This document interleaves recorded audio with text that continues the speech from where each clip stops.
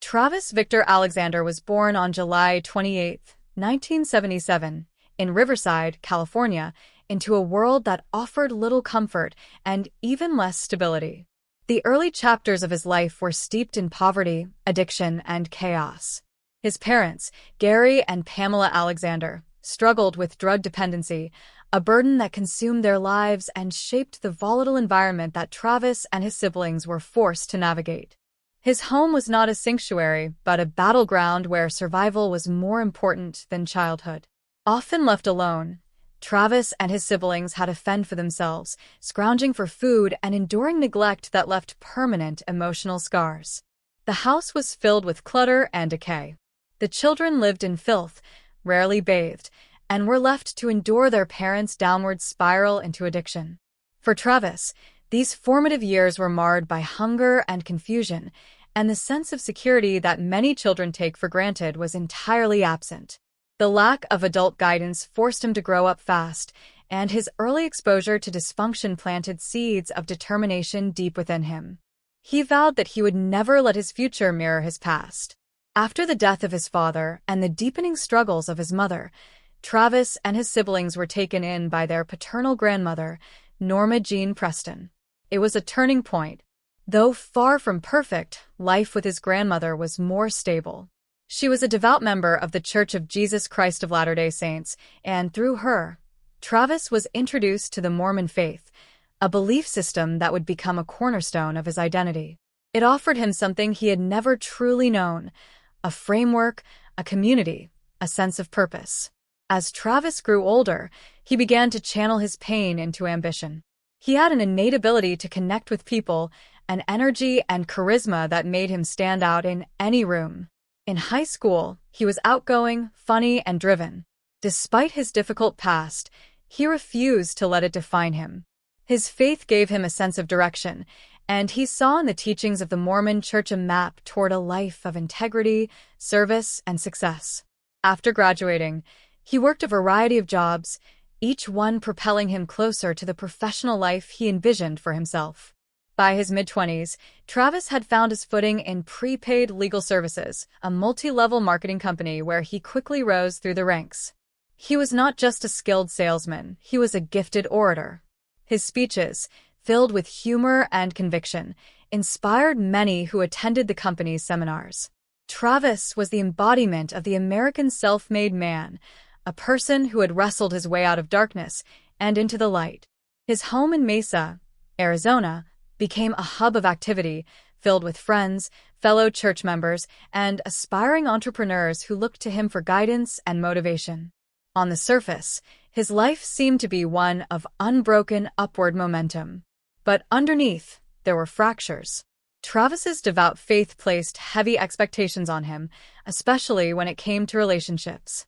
The church's strict moral codes made sexual purity a critical virtue, yet Travis, like many young adults, struggled to reconcile his beliefs with his desires. He was torn between the image he projected, a faithful, celibate Mormon man, and the human impulses he sometimes failed to control. These inner conflicts would become central to his relationship with the woman who would eventually change the course of his life. Jodi Arias was born on July 9, 1980, in Salinas, California, into a vastly different but no less complicated world. Her parents, Bill and Sandy Arias, raised their children in a more structured and disciplined home than Travis's early environment, but that structure often veered into harshness. As a child, Jodi was known to be sensitive and artistic. She loved to draw and play music, and she often immersed herself in fantasy worlds where she could escape from the emotional volatility around her. Her relationship with her parents was strained, particularly during adolescence. Jodi later described her upbringing as emotionally turbulent, alleging that she was subjected to physical discipline that left her feeling alienated and misunderstood. While her parents viewed their methods as traditional and necessary, Jodi internalized the treatment as rejection. This perceived emotional abandonment planted seeds of insecurity that would bloom into deeper psychological struggles later in life. As a teenager, Jodi displayed both intense passion and volatility. Her relationships were marked by emotional intensity and frequent conflict. She was romantic, idealistic, and deeply affected by the highs and lows of love. After dropping out of high school, she drifted through a series of jobs and relationships, searching for a sense of belonging and purpose. Her artistic talents remained, but they were not channeled into a clear career path. Instead, Jodi worked as a waitress, photographer, and hostess, never quite finding a foothold. Despite her outward charm, there was a restlessness in her, a yearning to be seen, valued, and loved in a way that felt complete and permanent. She longed for a grand, transformative romance that would sweep her away from the mediocrity of her life. That longing made her vulnerable, especially when she encountered men who promised more than they delivered. When Jodi first met Travis Alexander in September 2006 at a prepaid legal convention in Las Vegas, the connection was immediate. She was 26, attractive, intelligent, and charming, and she was drawn to Travis's confidence and charisma. For Travis, Jodi represented excitement and beauty, someone who seemed to embody the ideal of a supportive partner. They were both searching for something, a deeper love, a more meaningful connection, and in the beginning, their attraction was electric. They began talking constantly, exchanging long phone calls, emails, and text messages. Travis introduced her to the Mormon faith, and Jodi, ever eager to please, converted to the religion not long after they met. On the surface, it appeared to be a promising match. Travis was thrilled by Jodi's attention, her devotion, and her willingness to embrace his beliefs. Jodi, in turn, seemed to find in Travis the spiritual and emotional anchor she had long sought. But beneath the surface, their relationship was fraught with contradictions. Travis, deeply committed to the moral tenets of his faith, struggled with the intense physical chemistry between them.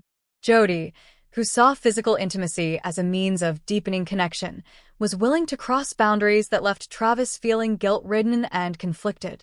Their relationship oscillated between passion and repentance. They would cross lines, then retreat into shame and promise to do better. This cycle repeated itself, often with increasing emotional intensity. Jodi, who had a history of becoming deeply invested in romantic relationships, began to envision a future with Travis that he wasn't ready to commit to. While she spoke of marriage and long-term plans, Travis remained hesitant. He valued her, but he also saw red flags: her jealousy, her mood swings, her need for constant affirmation. By early 2007, their relationship had begun to fracture. Travis, feeling overwhelmed by the emotional turbulence and the spiritual guilt, attempted to end things. But Jodi did not let go easily. She continued to stay in contact, even moving from California to Mesa, Arizona, to be closer to him. Although they were no longer officially dating, they continued to see each other, and their physical relationship persisted despite Travis's misgivings. Friends of Travis began to express concern. They noticed that Jodi seemed overly possessive, prone to sudden emotional outbursts, and unusually invested in a relationship that Travis described as casual. Some claimed she would show up uninvited at his house, read his emails, and eavesdrop on his conversations. Travis himself confided in friends that he was trying to move on, but that Jodi made it difficult.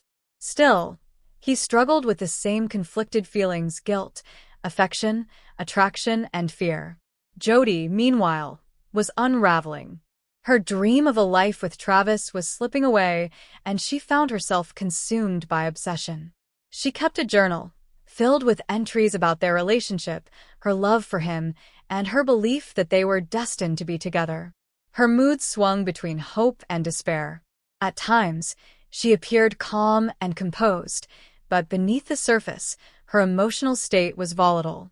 She clung to every interaction, every phone call, every message, interpreting them as signs that Travis still loved her. Her identity had become inextricably tied to the fantasy of a future with him, and the reality of his growing distance was intolerable. In private, she began to exhibit increasingly erratic behavior, tracking his activities, hacking into his accounts, and confronting women he dated. As the months went on, Travis tried harder to extricate himself. He began dating other women and spoke openly about his desire to find a partner who shared his values and goals. He was seeking someone who could be his wife, the mother of his children, someone who could support his career and faith. Though he sometimes still communicated with Jodi, he tried to create distance. But that distance, instead of ending things, only intensified Jodi's obsession. She became more desperate, more unhinged. In her eyes, Travis was slipping away, and with him, the future she had built in her mind. By the spring of 2008, the stage had been set for a confrontation that would end in tragedy.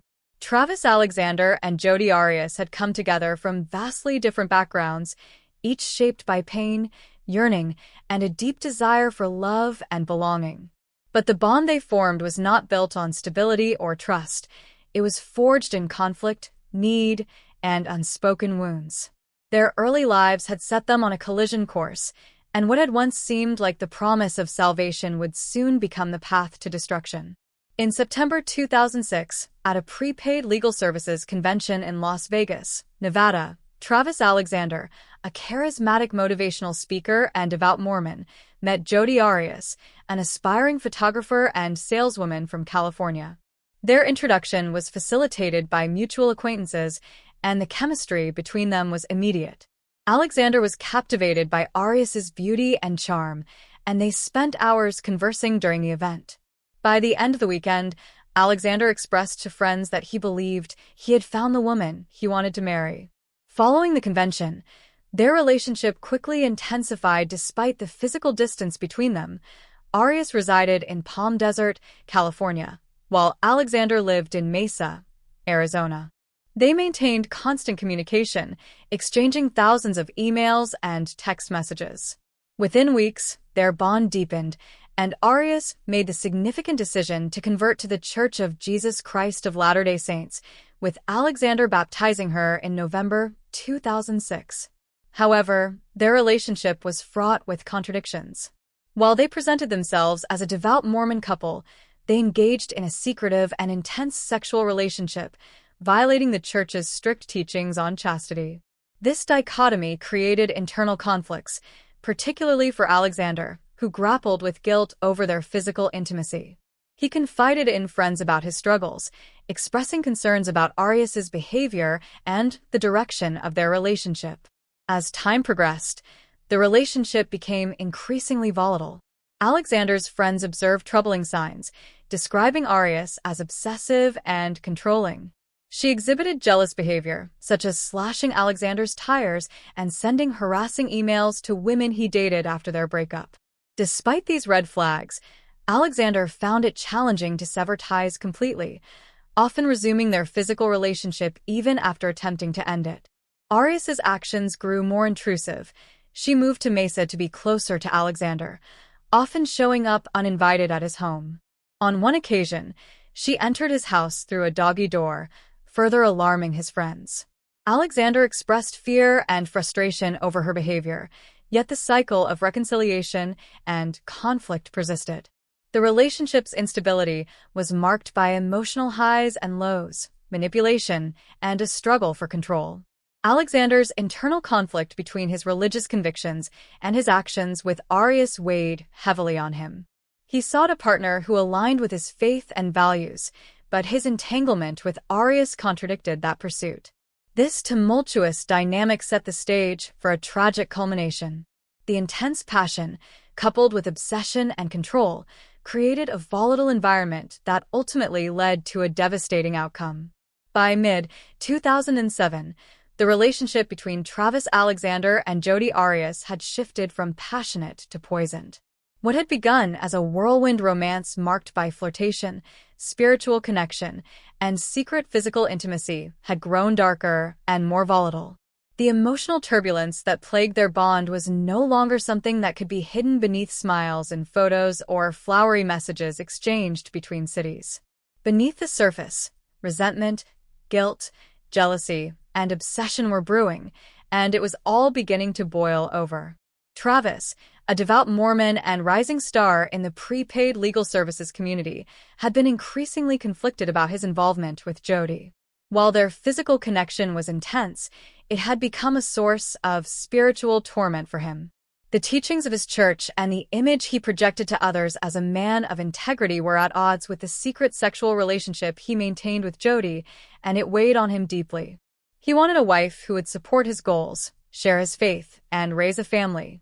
As the months passed, Travis became convinced that Jodi, for all her charm and dedication, was not that person. When Travis ultimately decided to end their romantic relationship in the summer of 2007, he hoped it would bring clarity and peace.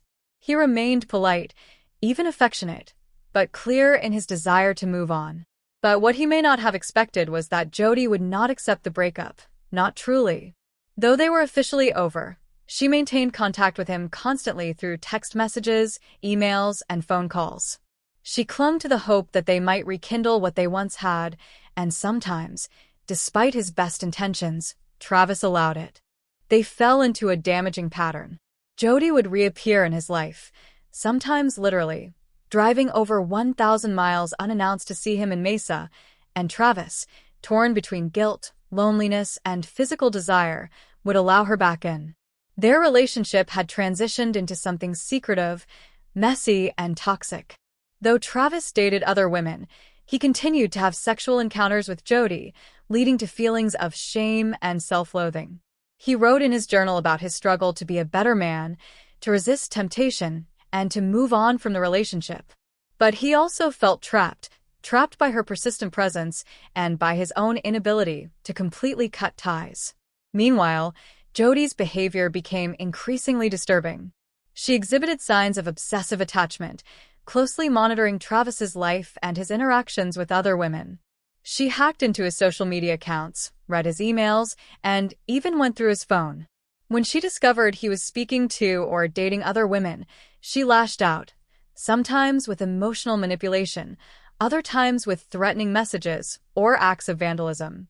At one point, Travis's car tires were slashed.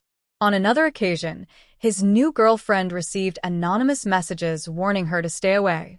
Jodi's invasions of privacy escalated into full-on stalking behavior. Travis would later tell friends about incidents that deeply unsettled him. Once, he found her hiding behind his Christmas tree after letting himself into his own home. Another time, he woke up to find her watching him sleep. She had entered through his garage and doggy door without his knowledge or consent. Friends described her as a fatal attraction and warned Travis that she was unstable. One friend even said that Jodi was the most evil person she had ever met. Still, for reasons that remain complex and painfully human, Travis didn't fully sever their connection. He cared for Jodi in some capacity, perhaps out of guilt, perhaps due to unresolved feelings, or perhaps because he underestimated the threat she posed. He tried to draw boundaries, but she frequently crossed them. He tried to date other women, but Jodi found ways to reinsert herself into his life. It became clear to those around him that Travis was afraid of her. He confided to close friends that she was unpredictable and manipulative. In an email to a friend, he wrote that Jodi was the worst thing that had ever happened to him. He referred to her as a sociopath and said she was capable of crazy things. By early 2008, Jodi had moved back to Wairika, California, but the distance did not bring peace. She continued to reach out to Travis, trying to maintain a grip on him through any means necessary. She knew his routines, his friends, his schedule. She made excuses to visit Arizona, sometimes under the guise of traveling to see other friends or attend events. Travis's fear grew alongside her persistence. He began to speak more candidly with friends and family about his concerns, and even considered changing the locks on his doors and his phone numbers. He believed Jodi was not just obsessive but dangerous. And yet, even with those red flags waving, he continued to engage with her sporadically. Their communication never truly stopped. In fact, in late May 2008, just days before his death, Jodi and Travis were still exchanging emails and phone calls. He was planning a trip to Cancun with another woman and preparing for a new chapter in his life. But behind the scenes, Jodi was growing increasingly angry. She felt replaced, discarded, humiliated, and that volatile emotional storm was coming to a head. This chapter of their lives, the point where their relationship, once romantic and intense, deteriorated into obsession, control, and fear, was the tipping point. Travis Alexander was trying to break free, but Jodi Arias was not ready to let go. That refusal to accept the end of their relationship would become the catalyst for a series of events that would ultimately end in murder. On June 4, 2008, Jodi Arias unexpectedly arrived at Travis Alexander's home in Mesa, Arizona, after a long drive from California. Surveillance footage and gas receipts later confirmed she had carefully planned the trip, even taking steps to avoid being tracked by borrowing gas cans and turning off her phone. That day, she and Travis spent time together, taking photos, engaging in a sexual encounter, and seemingly enjoying each other's company. Around 5:30 p.m., the mood changed dramatically. A series of disturbing photos recovered from Travis's damaged digital camera revealed that, shortly after the encounter, Travis was attacked in the shower. He was first stabbed in the chest, then repeatedly in the back as he attempted to escape down the hallway. Forensic evidence showed he was dragged back to the bathroom, where his throat was slit from ear to ear, nearly decapitating him. After the brutal killing, Jodi tried to clean the scene, washing laundry, deleting photos, and attempting to destroy the camera in the washing machine. She left behind bloody palm prints, hair, and photographic evidence that would later tie her to the murder. In her initial interviews, Jodi denied being in Arizona at all, but the evidence told a chillingly different story. This day marked the horrifying climax of a toxic relationship and left an entire community reeling in disbelief. Travis Alexander's body was discovered by friends on June 9, 2008, after he failed to show up for a trip and stopped responding to messages. The scene in his bathroom was gruesome, blood everywhere, his body left in the shower, and signs of a violent struggle. Police quickly began piecing together the timeline, and suspicion soon turned toward Jodi Arias, especially after friends revealed the couple's volatile history. Jodi initially claimed she hadn't been in Arizona at all, but investigators uncovered a wealth of evidence contradicting her. A camera found in Travis's washing machine contained deleted photos showing the two together just hours before his death, as well as accidental images likely taken during or after the murder. Blood evidence, including Jodi's bloody palm print mixed with Travis's blood, sealed her connection to the crime. When confronted, Jodi changed her story multiple times, from complete denial to blaming masked intruders, and finally to a claim of self-defense. Her behavior, including calmly attending a memorial and giving media interviews, struck many as unnerving. She was arrested on July 15, 2008, and extradited to Arizona. The overwhelming forensic evidence, alongside her shifting narratives, made the case a media sensation and set the stage for one of the most closely watched murder trials in recent history. Jodi Arias's trial began in January 2013 and quickly exploded into a national spectacle, drawing massive media attention and a captivated public. The prosecution, led by Juan Martinez, painted a chilling picture of premeditated murder. They argued that Jodi drove over 1,000 miles from California to Arizona with the intent to kill Travis Alexander. Key details, like the borrowed car, the license plates turned upside down, the gas cans to avoid stopping for fuel and leaving a paper trail, were presented as signs of careful planning. Prosecutors pointed to the brutal nature of the attack: over 24 stab wounds, a gunshot to the head, and a slashed throat, as evidence of rage and intent. The defense, led by Kirk Nurmi, countered with claims of long-term abuse. They portrayed Jodi as a victim of emotional and physical mistreatment by Travis and argued that the killing occurred in a moment of panic and self-defense. Much of the defense strategy relied on painting Travis in a negative light, including introducing sexually explicit texts and recordings to suggest he had a manipulative and darker side. Jodi herself took the stand for 18 days, an unusually long time in a criminal trial. She gave detailed testimony about her relationship with Travis, describing instances of alleged abuse, and attempted to explain the contradictions in her previous statements. The public and media were riveted, with every development in the courtroom broadcast on TV and dissected online. Social media buzzed daily with commentary, and crowds often lined up outside the courthouse. Expert witnesses were called by both sides, psychologists, crime scene analysts, and domestic violence specialists, leading to contentious cross-examinations. The trial blurred the lines between criminal justice and entertainment, with Arias becoming a household name. Ultimately, the jury found Jodi Arias guilty of first-degree murder on May 8, 2013. However, they could not reach a unanimous decision on whether to sentence her to death, resulting in a mistrial for the penalty phase. A second jury also deadlocked, and in 2015, she was sentenced to life in prison without the possibility of parole. Jodi Arias' case, both on her life and on the broader public consciousness. After her conviction, Jodi Arias was sentenced to life in prison without the possibility of parole, but her story did not fade from the public eye. Arias continued to engage with the media, conducting interviews from prison and offering statements about her time behind bars. These media appearances kept her in the spotlight and fueled ongoing public fascination with her case. Despite her incarceration, she remained a controversial figure, with some people believing she was still manipulating the narrative to paint herself as a misunderstood victim, while others viewed her as a cold-blooded murderer who had used the media to her advantage. The trial also left a significant cultural impact, highlighting issues of obsession, manipulation, and the dark side of fame. Public discussions about domestic abuse, particularly how it can be used as a defense for extreme violence, gained momentum. Many questioned whether Jodi's claims of abuse were valid or part of a self-serving narrative. The case sparked conversations about how society views women who commit violent crimes and how the media shapes our perceptions of guilt and innocence. Additionally, the trial and its aftermath became a part of the growing true crime genre, which has since gained massive popularity in podcasts, documentaries, and books. Jodi's story became emblematic of the fascination with criminal cases and the complex, often disturbing relationships between perpetrators and victims.